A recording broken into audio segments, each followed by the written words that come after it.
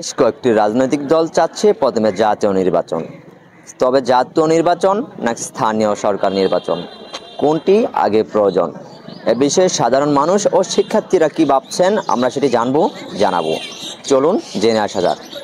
থেকে একজন সতর্ক নাগরিক হিসেবে এবং একজন রাজনীতি সচেতন ঢাকা বিশ্ববিদ্যালয়ের শিক্ষার্থী হিসেবে আমি বলবো যে স্থানীয় নির্বাচনটা আগে হওয়া উচিত। কারণ হচ্ছে আমরা বিগত বছরগুলোতে দেখেছি যে স্থানীয় নির্বাচন আগে হয় না। জাতীয় নির্বাচন আগে হওয়ার কারণে কি হয়, স্থানীয় নির্বাচনে সেটার একটা প্রভাব হয়।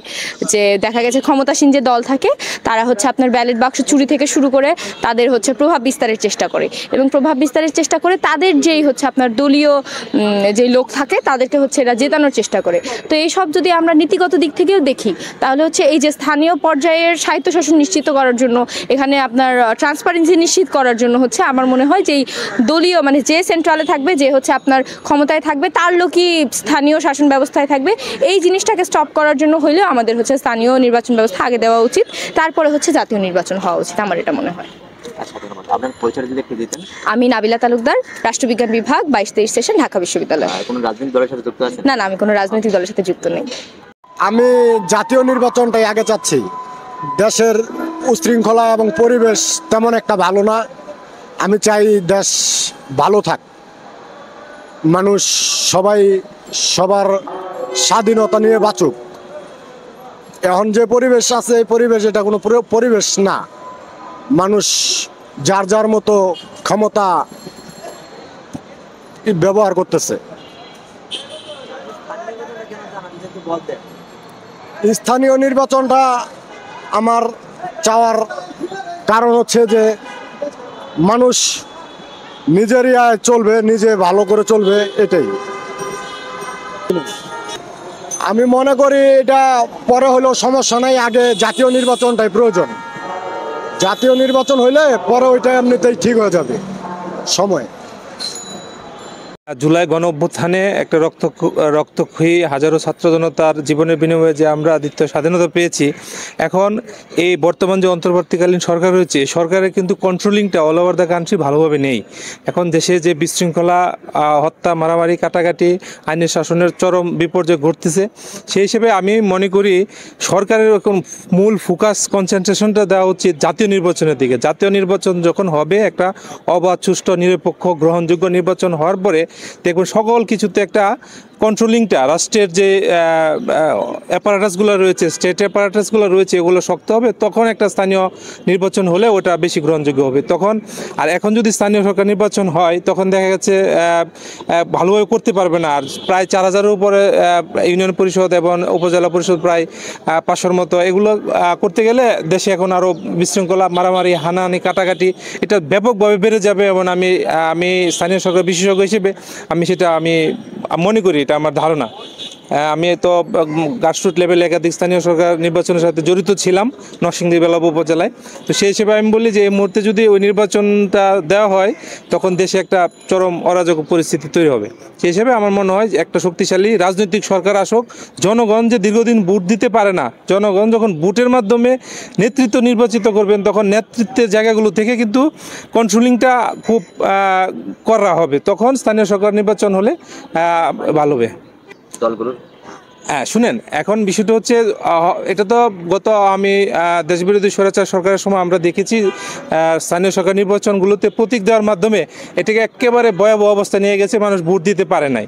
তো আমরা এখন একটা পরিবর্তনের কথা বলছি। আমরা যদি পরিবর্তনে না নিয়ে আসি, এবং প্রভাব তো অবশ্যই পড়বে, এবং এমপিরা চাইবে তাদের নিজের লোকদেরকে চেয়ারম্যান করার জন্য, উপজেলা চেয়ারম্যান করার জন্য, জেলা পরিষদ, এবং তারা পরিবারতন্ত্র প্রতিষ্ঠার চেষ্টা করবে। কিন্তু আমরা যে পরিবর্তনে বাংলাদেশ, আমরা যদি সচেতন হই, বাংলাদেশের মানুষও সচেতন হয়, যাতে প্রভাব বিস্তার করতে না পারে অপশক্তি, কুটারির শক্তি, তারা তো চেষ্টা করবে। কিন্তু আমরা যদি ছাত্র সমাজ যেভাবে সচেতন হয়েছে, জনতা যেভাবে কথা বলেছে, এবং ভয়াবহ ফ্যাসিস্টের বিরুদ্ধে যেভাবে ঐক্যবদ্ধভাবে প্রতিরোধ গড়ে তুলেছে, সেই হিসাবে সামনে যদি তারা প্রভাব বিস্তার করার চেষ্টা করবে, কিন্তু বেশিরভাগ মানুষ যখন সেই প্রভাব বিস্তারটাকে ঠেকিয়ে দেওয়ার চেষ্টা করবে, তখন আর প্রভাব বিস্তার করে ততটা হালে পানি পাবে বলে আমার মনে হয় না। তবে অপশক্তি, কুটারি শক্তি, দেশবিরোধী শক্তি, এগুলো তো থাকবেই। কিন্তু আমরা যখন বেশিরভাগ মানুষ সেটাকে বন্ধ করার চেষ্টা করব, তখন আর ওরা টিকতে পারবে না।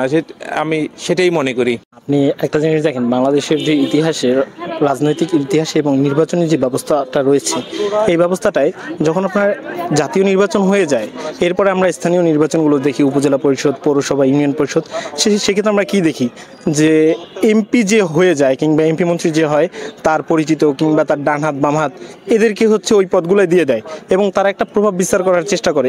এক্ষেত্রে দেখা যায় যোগ্য যেই লোকগুলো তারা আসতে পারে না।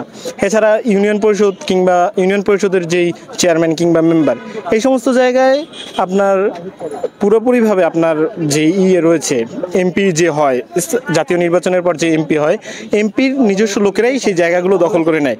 এক্ষেত্রে আপনি দলীয়ভাবে বলেন যে দলের ত্যাগী নেতা কিংবা আপনার হচ্ছে এলাকায় যে জনসেবা যারা করে, সমাজসেবক রয়েছে, তারা কিন্তু সেই জায়গায় সুযোগগুলো পায় না। এক্ষেত্রে আমি মনে করি যদি স্থানীয় নির্বাচনটি আগে হয়, সেক্ষেত্রে আপনার স্থানীয় নির্বাচনটা আগে হইলে আপনার কোনো রাজনৈতিক দল প্রভাব বিস্তার করতে পারবে না সেক্ষেত্রে।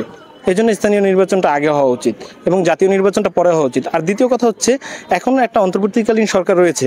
এই সরকার, আমি মনে করি এই সরকারের অধীনেই সবগুলো নির্বাচন হওয়া উচিত। কিন্তু যদি জাতীয় নির্বাচন হয়ে যায়, তখন সব কিছু একটি নির্বাচিত সরকারের হাতে চলে যাবে এবং সেই সরকার তাদের ইচ্ছা মতো সব জায়গায় প্রভাব বিস্তার করবে, যেটা আমরা পূর্বের 15 বছরও দেখে আসছি। আপনি যতই বলেন নতুন রাজনৈতিক বন্দোবস্ত, আসলে বাংলাদেশের প্রেক্ষাপটে এটা সম্ভব না। সেই প্রভাব বিস্তারের রাজনীতি আপনি গতকালকে দেখছেন কুয়েটে যেই প্রভাব বিস্তারের রাজনীতি যা ছাত্রলীগ আমাদের 15ই জুলাই ঢাকা বিশ্ববিদ্যালয় ক্যাম্পাসে করছে, সেটাই এখন ছাত্রদল হচ্ছে কুয়েটে করছে। তো একইভাবে আপনার যখন জাতীয় নির্বাচনটা হয়ে যাবে, স্থানীয় নির্বাচন তারা এই প্রভাবটা বিস্তার করার চেষ্টা করবে অবশ্যই। এই জন্য একটা সুষ্ঠু নির্বাচনের জন্য অবশ্যই স্থানীয় নির্বাচন আগে প্রয়োজন। আমি মনে করি যে জাতীয় নির্বাচন আগে হওয়া উচিত, এরপর স্থানীয় নির্বাচন। কেন? এর পেছনে কারণটা হচ্ছে যে যদি স্থানীয় নির্বাচনটা আগে হয়, তাহলে যারা অপরাধী আছে বা যারা পালিয়ে বেড়াচ্ছে তাদেরকে খুঁজে এনে স্থানীয় নির্বাচনে কি হয়, আমরা তো স্থানীয় পর্যায়ে নির্বাচনগুলো দেখেছি, তারা চেষ্টা করে আমাদের ভোটটা কাস্ট সর্বোচ্চ পরিমাণে হতে হবে, যে কোনো ওয়েতেই হোক। সো দেখা যায় যে যারা অন্যান্য দলের বা নিষিদ্ধ সংগঠন, তাদের কাছ থেকেও ভোট আদায় করার জন্য গোপনে তাদের সাথে একটা মধ্যস্থতা করবে, যার ফলে কি হবে যে এই যে 24-এর যে গণ অভ্যুত্থান, এটা কিন্তু বিফলে যাবে। কারণ যাদের ভোট দেওয়ার অধিকার থাকার কথা না, তাদের কাছ থেকেও ভোট নিবে বা তাদেরকে সাথে আঘাত করবে। আজকে আমি না করলে আরেকজন করবে, আরেকজন না করলে আপনি করবেন, কেউ না কেউ কিন্তু করবে। অর্থাৎ তাদের লক্ষ্য একটাই থাকবে যে স্থানীয় পর্যায়ে নির্বাচনটা আমি সর্বোচ্চ, আমার দল বা আমি যাকে সাপোর্ট দিচ্ছি, আমার ক্যান্ডিডেট সর্বোচ্চ পরিমাণে ভোট পাক, তা সে অন্যান্য যে সংগঠনগুলো আছে, সেটা নিষিদ্ধ সংগঠনকে দিয়ে হোক আর না দিয়ে হোক। আর যদি এটা একটা সুষ্ঠু নির্বাচন, অর্থাৎ জাতীয় নির্বাচনের পরে যদি স্থানীয় পর্যায়ে নির্বাচনটা হয়, সেক্ষেত্রে দেখা যাবে যে যেহেতু একটা দলের অধীনে থেকে নির্বাচনটা হচ্ছে, সুতরাং যাদের ভোট দেওয়ার কোনো অধিকার নেই তাদের ছাড়াই এই স্থানীয় নির্বাচনটা সম্পন্ন হবে। তো আমি মনে করি যে স্থানীয় পর্যায়ে নির্বাচনটা পরেই হওয়া উচিত। আমি কোনো রাজনীতির সাথে জড়িত নেই। আমি একজন সাধারণ ছাত্র হিসেবে আমি যখন যেই প্রেক্ষাপট দেখি সেই বিষয়ে কথা বলি। তো স্থানীয় পর্যায়ে নির্বাচন একদম গোড়া থেকে তো আমি দেখে এসেছি, সেই বেসিস করে আমি বললাম এমনটাই সাধারণত হয়।